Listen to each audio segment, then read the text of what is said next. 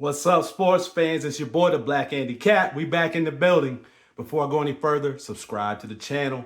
And at the end, don't forget to like the video, jump in the comments, let me know how you feel. So we talking Orlando Magic, but you probably knew that from the thumbnail, right? And the title of the video. So I won't hold you up any further. Let's jump right into it. The Magic drop another game. All right, they go down to the Philadelphia 76ers. Disappointing loss.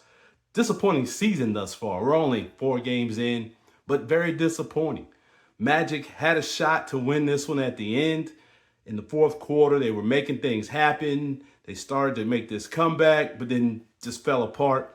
And here we are talking about 1-3 to start the season.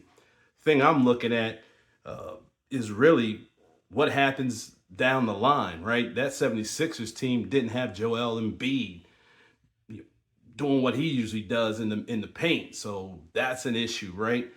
So it's not looking good. The Hawks took the Magic down in a close game. The Bulls, right?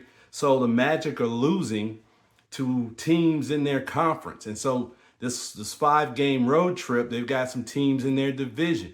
Things look shaky right now for the Magic. Did Weltman not make the right deal? Did he make a mistake?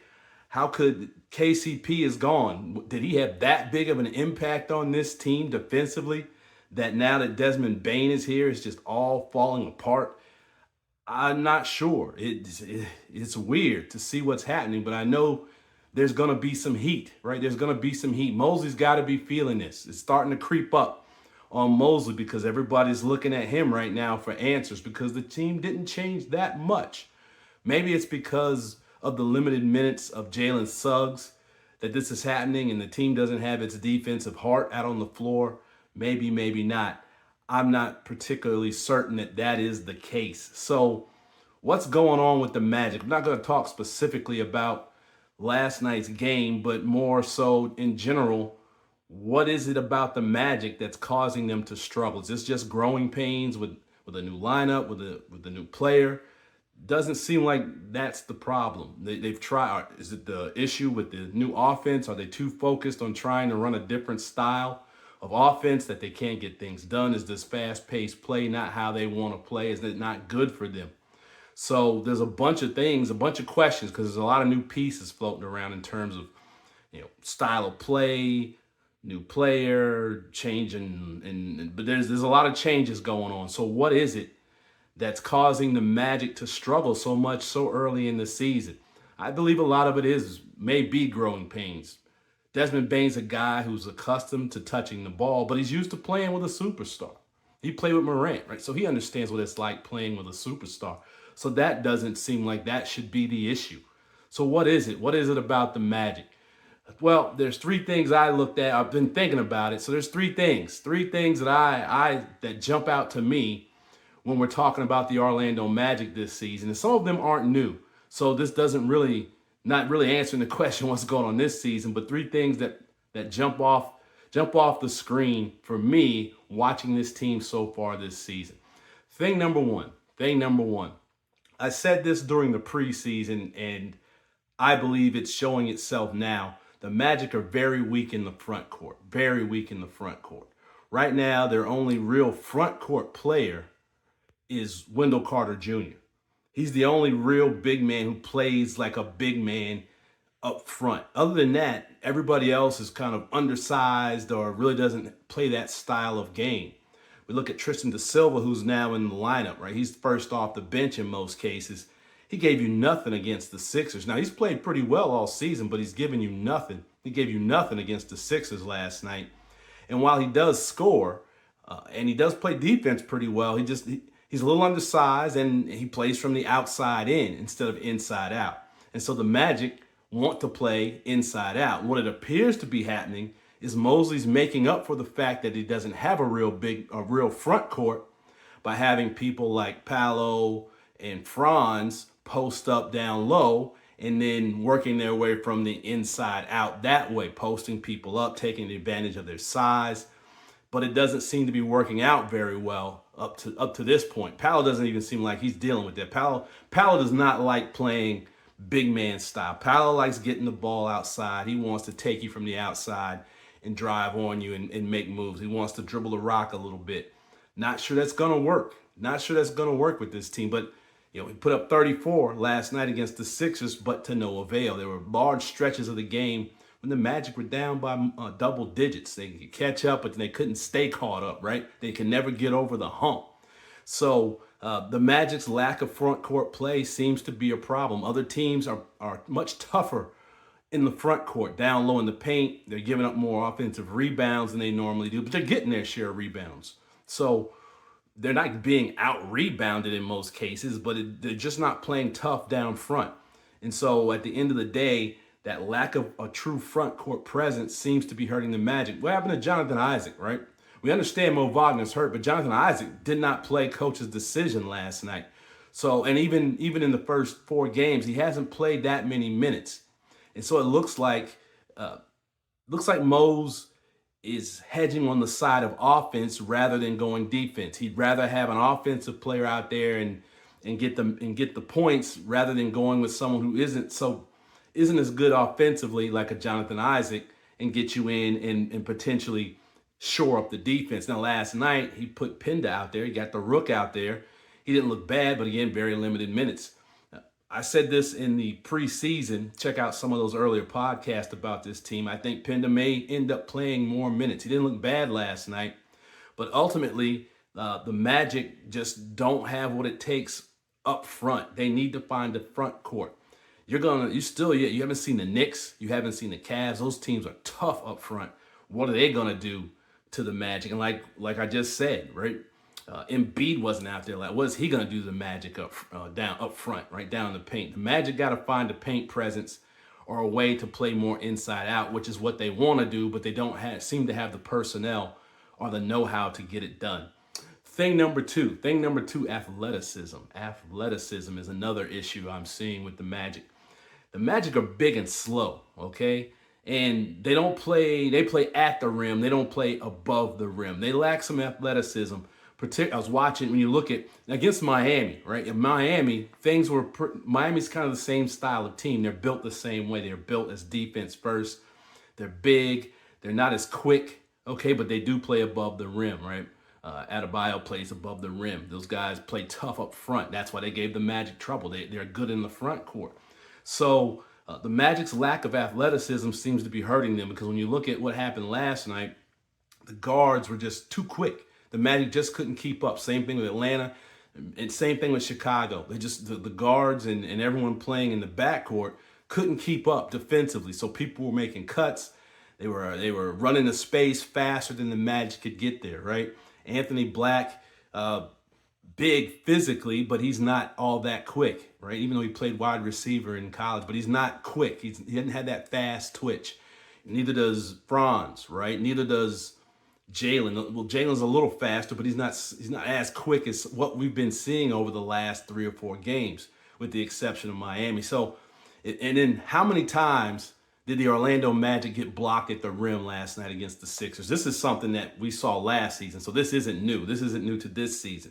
But it seems like for some reason, I guess because the team is attempting to play more inside out and closer to the rim in certain situations, it seems it's more pronounced. But the Magic got blocked like 3 or 4 times at the rim last night, and just, layups. They're right there for the layup going in, and everybody, it ain't just one person. Before Franz, that used to happen to Franz quite a bit. It happened to everybody last night. AB got caught that block party. Okay, Desmond Bain got caught up in the block party.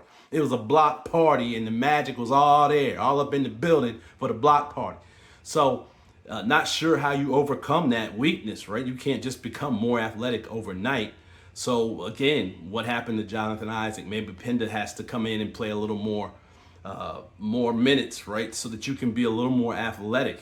Even if Mo Wagner comes back, he's not the most athletic player. He just knows how to play as a big man. And maybe that's the issue, right? Maybe it's just the fact that some of the front court doesn't know how to play.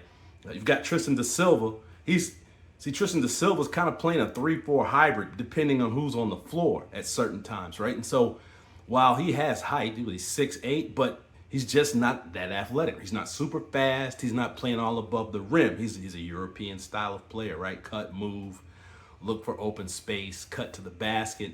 shoot threes. So not sure how the Magic can overcome that. And like I said, this isn't something new. It's always been an issue, but the Magic played much better defense in the past. And so it didn't seem to show itself in certain ways. And so that maybe we're here at a point now because of a lack of defense, all these other weaknesses are much more pronounced. Thing number three that I'm noticing is the lineups. Mosley's his lineups don't seem like he's figured out exactly who should be playing with who yet and what combos of players work best, right? And speaking of lineups, here's a note, right? Jalen Suggs so far this season. He's averaging the fewest minutes. I think he's averaging like 21 minutes. All right, they got him on a 20-minutes restriction. He's averaging about 21 minutes a game, but he's averaging 3.3 turnovers. So when he's in, he's playing point guard. He's handling the ball. He's handling the offense, but he's also creating the most turnovers. He was the guy with the most turnovers last night. AB, he's the other guy who's playing a lot of minutes at the point guard position. And when Jalen Suggs isn't in the game and the first team is out there, he plays a lot of minutes at point guard with the first team. He's averaging 3 turnovers per game so far this season. Jalen Suggs is at 3.3. Jalen Suggs has always had issues with turnovers. It's because he's not a real point guard. Neither is Anthony Black. Anthony Black's not really a point guard. He's a 2 guard that the Magic are attempting to turn into a point guard. He played point at Arkansas, but it's a little different college game. So it looks like those lineup. And now here's something, right? Tyus Jones, okay, he's coming off the bench, but Tyus Jones, that was his reputation coming in. He was a guy who didn't turn the ball over. That's what he's known for. And he's doing the same thing for the Magic last night against the Sixers, didn't turn the ball over one time, right? He's averaging fewer turnovers than anybody else on the team, particularly the point guard. So does Mose need to think about switching the lineup up, right? People don't want to hear that. People love Jalen Suggs, okay? I love Jalen Suggs, but Jalen Suggs is not a point guard. Now you've got 3 guys who need to touch the ball. You don't need another guy who can score, right? Jalen Suggs, he scores quite a bit for the amount of time he's on the floor. Is that what the Magic need? Maybe the Magic needs somebody who's going to be a better distributor of the ball rather than someone looking to get points.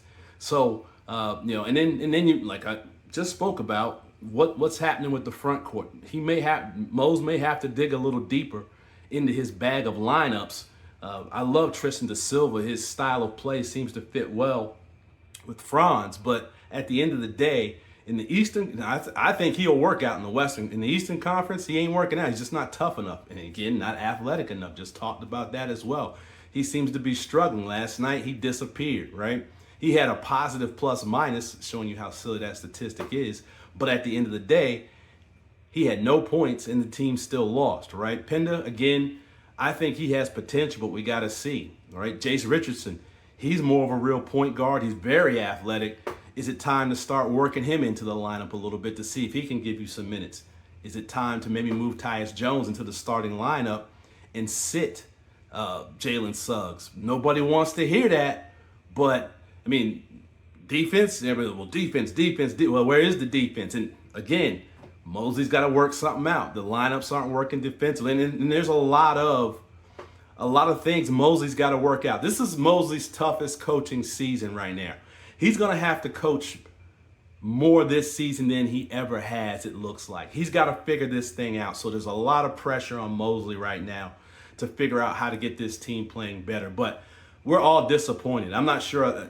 When the Bane trade was made, I'm not sure everybody was on board. I think most of the Orlando Magic fandom was on this. I know I'm big on it. I was all in on it. I'm still all in. I think it needs to be worked out. But there's some issues. I think the offense needs to be worked on. They've got to figure out a way to get everybody comfortable and moving. I just don't feel like everyone's comfortable in their new Magic skin. Not just talking about Bane, just with the new lineup and the new style of play. Everyone doesn't look comfortable. And I talked about this in the last episode. Kind of feels like the team's just reverting back to who they were. And everybody's jacking threes and they're not working the ball inside out. When they work the ball inside out, they look like a much better team. We saw that against Miami. We saw a little bit in the first quarter. First quarter against the Sixers, we saw them working the ball more inside out. It was a more competitive game. The Magic had the lead. They gave up on that early in the second quarter, and they never got back to being ahead in the game. just struggled all night. They couldn't keep up defensively. Just disappointing so thus far. So it'll be interesting to see how things move forward. This is a tough road trip. They could come back from this road trip in big trouble. Mosley could come back from this road trip in big trouble if things don't get better. Because there's no more moves. Like I said before, there are no more moves to be made. Weltman pushed his chips in and decided this is what I'm going to do. The one mistake I do believe Weltman made was he didn't work on his front court. All right, in the Eastern, the best teams in the East are very strong in the front court, and the Magic are very weak in the front court. All their big guys who could potentially play in the front court are all playing in the back court. Franz, Paolo, he's playing more. Tristan da Silva. All those guys are playing back court more than they're playing down inside out. Magic got to find a way to change that around. So that's my thoughts. Tell me what you think in the comments. Like the video. Remember, subscribe to these 3 things. Let's see. Let's hope our boys can figure this thing out before it's too late. Peace.